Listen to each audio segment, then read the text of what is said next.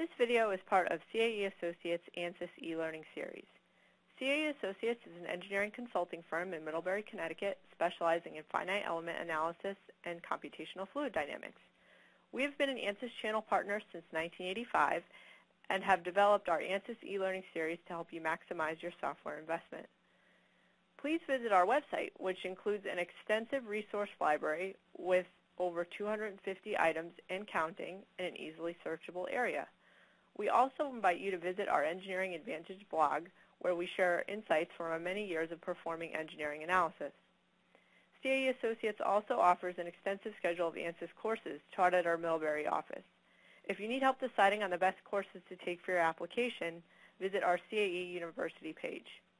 The complete library of e-learning recordings is available for viewing in our resource library and also on our YouTube channel at youtube.com/CAEAI. Complex flow domains and how we best approach complex flow domains in ANSYS Fluent and the CFX. So I'll start off with a PowerPoint slide and describing the problem of interest and what we're looking at. So we know if you work with the CFD simulations and you know a flow domain is quite complex, and that's very often complex, because the flow will often passes through complex objects, like gaps, engineering clearances, seals, very highly curved surfaces.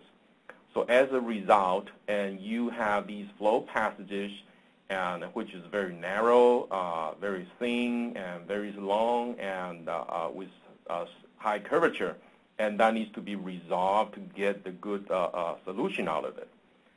So starting with meshing. If we are given with such a task, to perform analysis on a complex flow geometry, starting with meshing part, the most common approach is, how do I generate a mesh for a very complex domain?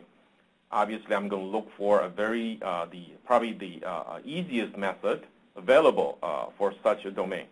Just go with the tetrahedron plus prism elements. Prism elements, if you attended our last seminar, for inflation layers, that's to resolve the boundary layer in these sections on these attached to these surfaces.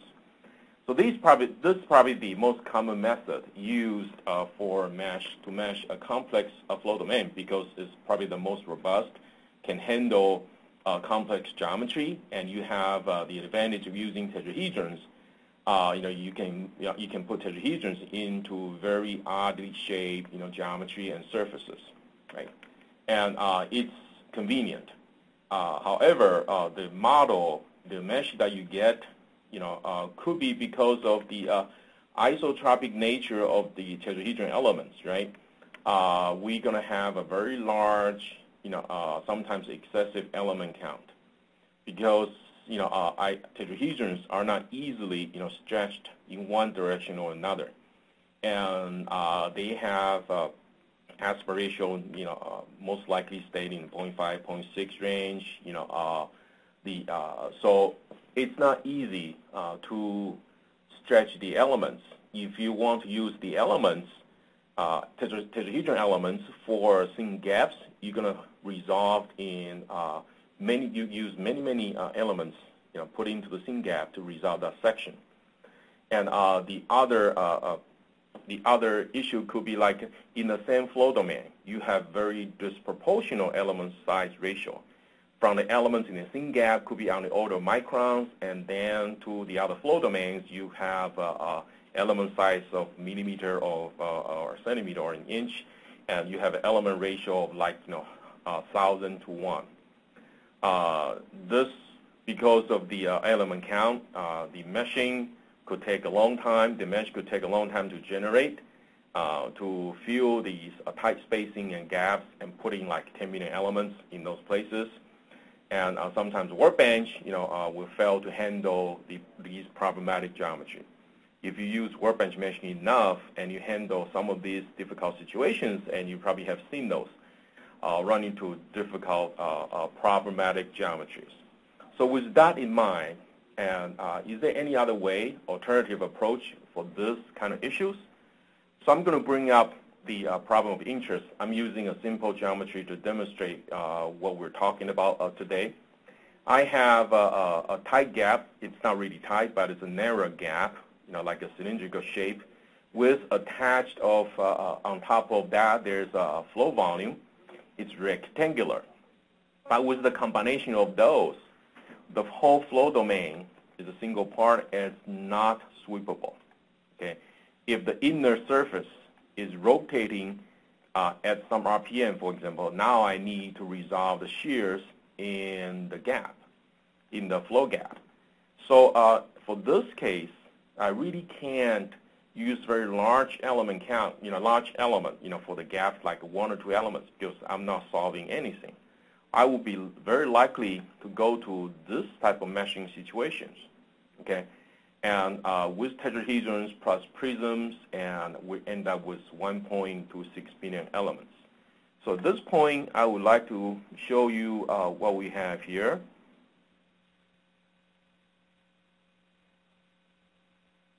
So this is the mesh that we talk about, right? You just think.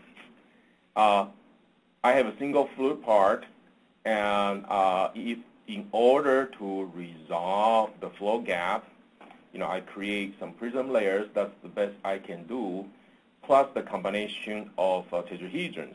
I have roughly 7 or 8 elements across. I can get more, but that would triple or quadruple my element count easily. And because of the isotropic nature of tetrahedron elements, and you see in the axial direction, right? Because I can't really stretch tetrahedron easily. I end up using way more elements that I need, right? In the axial direction, you could see that. I don't need that many in the axial direction. I need more in the radial direction. So that's a case of interest. I mean, I could get a mesh out of this, but after I have the meshing method using the tetrahedron patch conforming meshing method with D4 inflation layers, I end up with 1.26 million elements. Right? This is just a simple case. If the gap right now is a 1/4 inch, I just set up to about 1/4 inch gap. If the gap becomes smaller and smaller, like in the current situation, we're looking at the 10 thou or 20 thou situation, then this element count will go up because the element size to fill in these gaps becomes smaller if you want to use tetrahedrons. And just to resolve that, I could be looking at 6, 7 million elements for such a geometry. So that's probably not ideal. So what we're going to do about it? So next thing that we can do is, instead of using one part, okay, let's take some advantage. Okay, let's go back to PowerPoint for a moment here. Okay. So by looking at the features of a flow domain, we probably can find a way to split that into separate 3D volumes. And for each 3D volume, right, look for an available workbench meshing method. Probably find the best fit for each flow volume. Starting with, is this flow volume sweepable, or can I apply a multi-zone method? Both will give us, like a hex mesh or a hex dominant mesh with inflation layers, and which I could use, very efficiently, for different type of geometry. So based on your flow domain decomposition, I can cut out or slice off sections that is sweepable, or different methods I can apply. And by doing that, I can reduce the element count and reduce the overall CPU time, which is a direct result of the reduced element count, right? And once I have these flow parts, flow volumes meshed, then I can bring these volumes into either CFX or Fluent and sort of stitch them together. For example, I have 3 flow volumes. I can use the domain interface functions features in CFX or mesh interface in Fluent to put them together. Okay. Now let's go back to the demo to see what it's like. And now for our flow domain, I kind of separate them into 3 flow volumes. The first is the rectangular part on top of the cylinder, and I have a cutout and of the section underneath, and I have the majority of the gap in that section.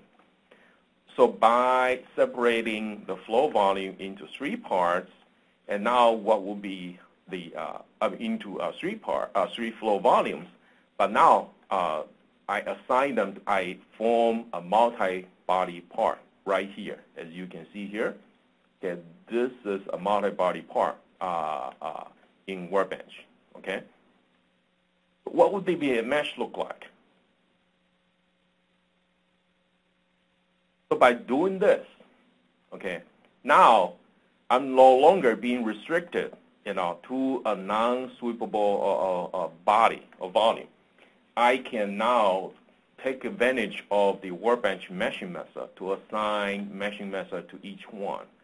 So by looking at this, all 3 parts are sweepable. So you see here, I assign the sweep method for first one, and that's the sweep method for that one, and then because of these 3 flow volumes, they belong in the same multi-body part. And the top, the rectangular section, would be meshed based on whatever mesh is generated from here. And workbench would generate a flow-through mesh across these interfaces, between these volumes. So what would the mesh look like? And to mesh this, of course, in addition to the method, I'd assign, like a sizing, the number of elements that I want. I can control and assign the number of elements, and to most appropriate to resolve the flow in this situation, and element sizing in the radial direction, in the axial direction, in the circumferential direction. Okay, so the resultant mesh, in addition to sizing, and assign several name selections to apply boundary condition that you will see in the calculation. So the resultant mesh, okay, if I zoom in here, by using the sweep method, right, I can generate a very nice all-hex mesh for all 3 parts, right? In this case, I specify 10 elements in the gap, which is sufficient. If you can do 20 easily, and 50 in the axial direction, all right? And so because this is a multi-body part, so once workbench, start meshing sweep mesh, the first part, and then you do them, do the second part and the third part, and it generates a flow-through mesh on these connecting surfaces, right? So it becomes a flow-through mesh right here on this section, and right here on the rectangular, it's connecting to the cylindrical surface. So workbench does give you this advantage, right? And so the advantage using flow-through mesh is now you have a one-to-one matching on these sections, and that is important, and we'll talk about that in a little bit when we build this model. So once this is done, because I can control the number of elements in the axial direction and the radial direction well, right? So I don't run into the excessive element count issue like what we have with the tetrahedron or prism, tetrahedron plus prism method.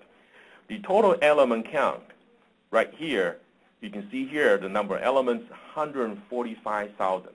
That is a reduction from 1.26 million, right? Almost an order of magnitude less, right?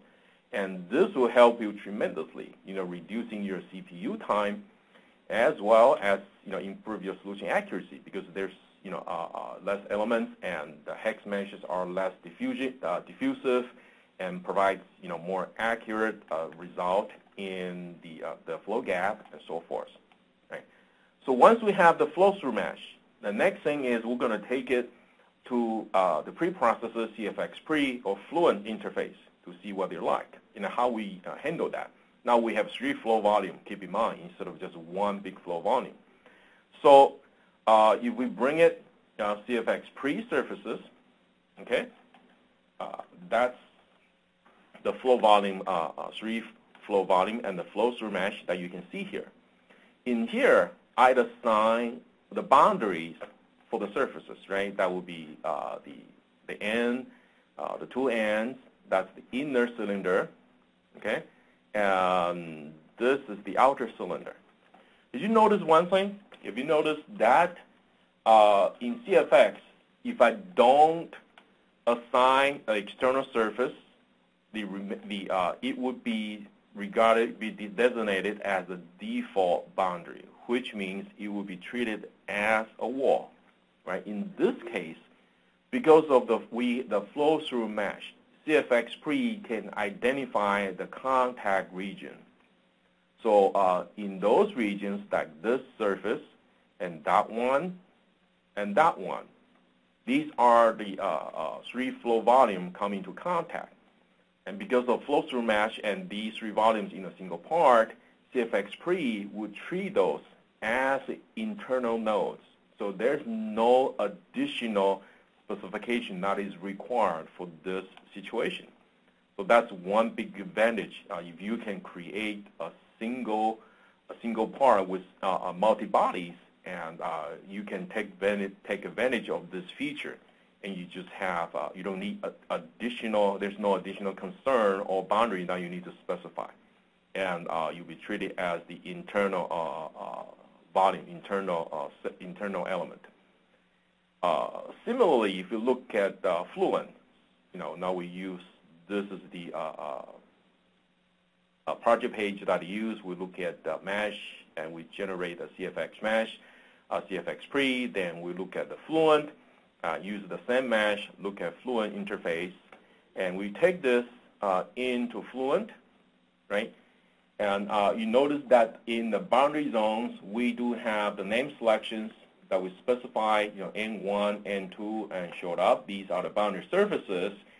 And in a similar way, because of the contacts are detected, automatically because of the flow-through mesh and multi-body parts multi-bodies in a single part.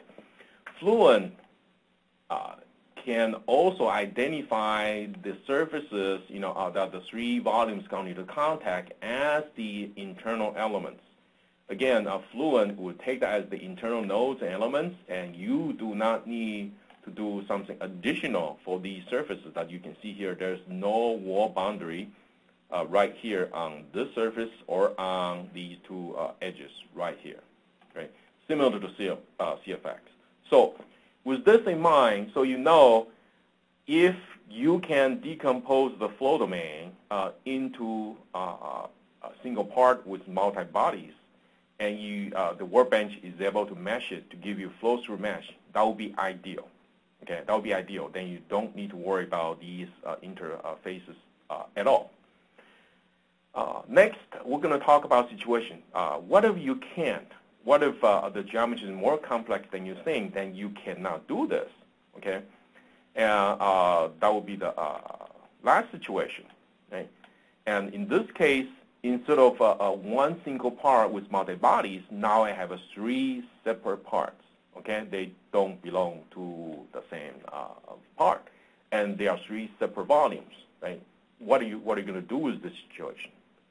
So in terms of meshing, now let's look at what the mesh look like. Right?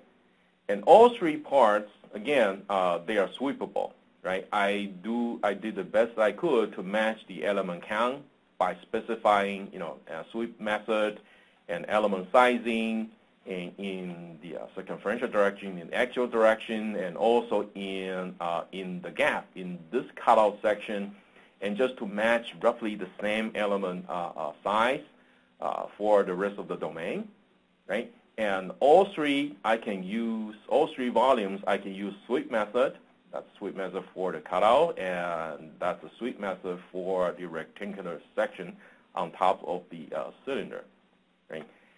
In addition to the boundary surface that I selected, similar to what we did previously with N1, N2, and in-wall and out-wall, in this case, I created 6 more, which are the 6 surfaces that these three parts come into contact. So each contact surface has two sides. So I name them interface 1, 2, 3, 4, 5, 6. Okay. So what the mesh looks like, because of the sweepable part, I can still generate sweep mesh, and I specify 10 elements across the radial gap, and match the element sizing as best as I can in the cutout section, and as well as in the rectangular section. And you can see clearly, because they are not connected. I mean, they are connected, but they don't belong to the single part. So we don't have exactly a flow-through mesh, right? So these elements the element size are mismatched, right? So given that in mind, so this gives the idea. So now we have this situation. We need to do something different now to bring the flow volumes together in CFX Pre and Fluent. So the overall element count, is still very good. And remember, from the previous case, we have 145,000. In this case, we have 163,000. They both are, a significant number reduction from the default tetrahedron plus prism mesh. That would be 1.26 million, and we're looking at 95% reduction in element count, right, to resolve the same problem. So now we have the mesh in this situation, right? What would CFX and Fluent respond to this mesh? First look at CFX. When we bring the three parts into CFX, CFX can identify interface by default. So without doing anything, you notice, because the elements are not matched exactly on the three surfaces, so CFX generates a default fluid interface, okay? And it highlights these surfaces that these three parts come into contact. And for an interface, there's a side 1 and there's side 2. Okay, it generates by default, okay? And that's because CFX can detect the contacts, and we're fortunate in this case. What if it doesn't, right? And don't worry about that. Say, let's delete this for a second, right? What if it comes in and CFX does not recognize, the contact surfaces? Don't worry about it. You can generate it manually using domain interface features. Say I'm generating a domain interface 1, right? And that would be the default domain. I'm identifying interface 1, and that would be matched up with interface 2. INTF2, and apply that. And you see that would be the first interface that's generated. And we can do the same thing for the second one. That would be 3 matched up with 4. Okay, that will be that side. Sorry, this one. That would be 3 matched up with 5. Okay, so that's on the same surface. And then we can do with the third one. So that gives us the capability to put these domains together for these interfaces, right? So if you see CFX does not generate this interface for you automatically, and you can put them together manually. Now, what about Fluent? If we go to Fluent, right, we bring the geometry in, right, and we have all these sections, N1, N2, these are the boundary conditions, right? And we see these surfaces, they all come in. If let's display these sections, okay, not N1, okay. So do see these surfaces, INTF 1 through 6, are here, okay? So what are we going to do with that, right? Because now we need to do something different. They come in as a default wall boundary condition. So we have to switch the boundary condition from wall and to a mesh interface, okay, for INTF1, and we'll do that for INTF2 as well, to an interface, okay, and similarly for 3, 4, 5, 6.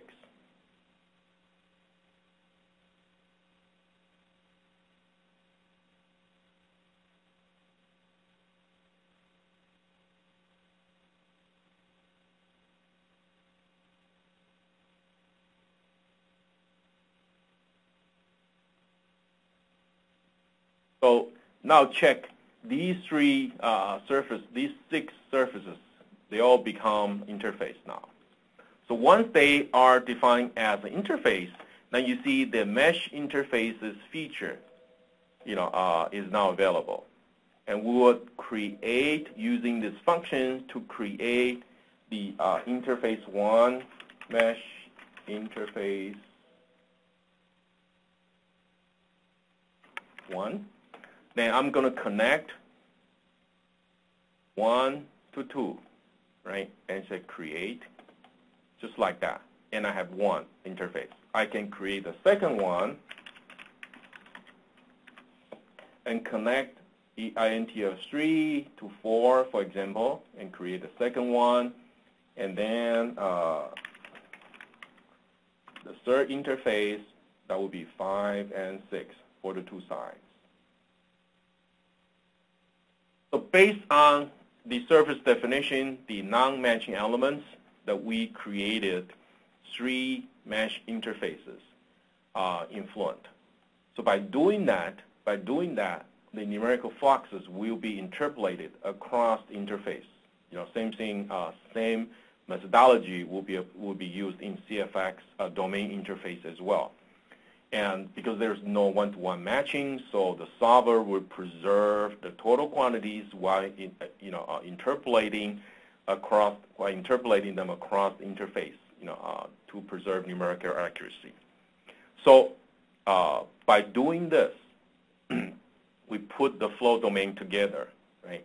And we use a very efficient meshing method to reduce a large element count, from tetrahedron prism combination to a very effective, hex mesh, resolve the quantity we'd like to see in the radial gap and the axial direction also in the interface sections. Okay. So to summarize what we talked about today, let's go back to the PowerPoint slides. If we mesh a complex flow volume directly, and sometimes can be problematic and time-consuming, and we probably end up with large element count, and that's a result of isotropic tetrahedron elements fitting into very tight gaps.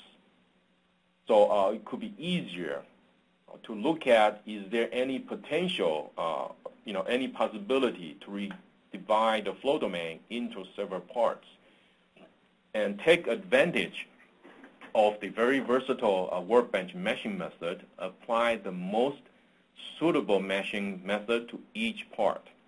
And by doing so, we can reduce the element count potentially by an order of magnitude. I mean, a large reduction, or large amount of reduction. And directly related to this is reduce the CPU time, by almost an order of magnitude, which helps a lot. And this is important when you have a very large problem or you're doing an unsteady analysis. For example, if you have a long unsteady analysis run and you really don't want to use excessive element count, use excessive elements that is not necessary. And that will help you with your throughputs and get your calculation done more efficiently. Okay.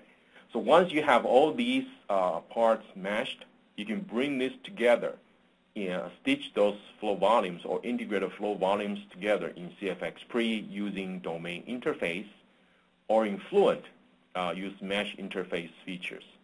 And the accuracy will be preserved by interpolating numerical fluxes across the interfaces and provide you with a good solution. The only suggestion is, if you do have this situation, you do not want to use the element size on the interfaces that are very different. So for example, the element size on one side is 10 times larger than the other side. And even you can connect them through interface functions. But you can imagine through numerical interpolation of the flow solutions, there will be some accuracy that is lost in the interpolation process. So, it would be ideal to have a flow-through mesh, obviously, but if you can't, try to create the interface mesh, with roughly the same size, and then use the interface functions, domain interface or mesh interface functions to integrate them together to help you with the analysis, or unsteady analysis or large problems with very large